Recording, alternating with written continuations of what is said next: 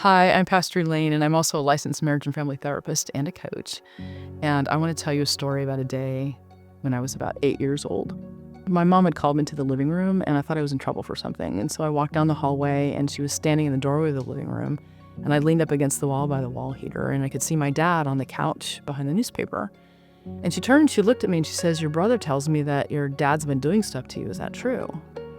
And I'm like, "Yeah." And she turned, she looked at my dad, and she said, "Is that true?"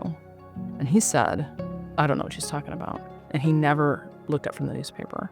So we had this kind of really weird conversation. And then one time my dad said, "I don't recall what she's talking about." And I got really mad. And I said, "How can you not recall? It happened yesterday. It happens all the time." And strangely, the conversation just ended. And nothing ever changed. My dad never, ever looked up from the newspaper. And what I realized in that moment was that when I have the courage to be authentic and to share the truth, that it doesn't matter. And I also realized that I don't matter. And so what that ended up doing was causing me to live behind a mask the majority of my life, and a lot of hypocrisy.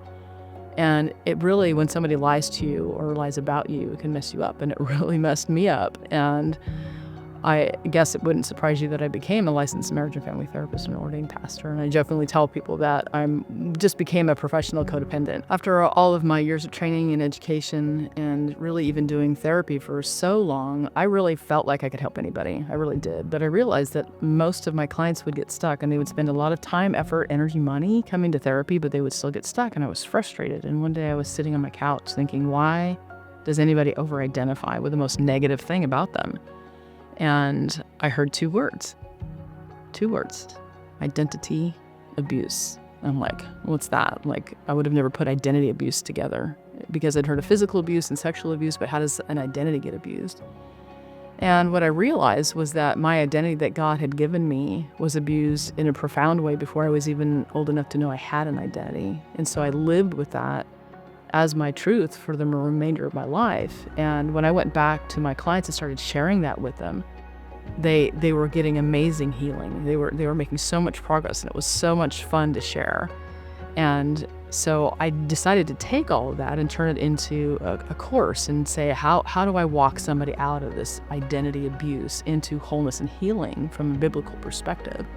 And so I made a course, and I called it Identity Abuse Busters. And a lot of people really genuinely found healing through that. And there were 3 overarching themes. And the first one is that you do have an identity that God gave you, and you can discover what that truly is. And the second one is that the enemy always lies, and you can learn how to detect those lies. And then the third one is that you get to choose. You get to choose what is true, even if it doesn't feel true. And so I am happy to say that about 13 years later, the police came knocking on my door once again, and I was able to get the courage to be authentic and to tell the truth. And my dad did go to jail. And so I'm proof, and you can be too, to know that the truth will set you free.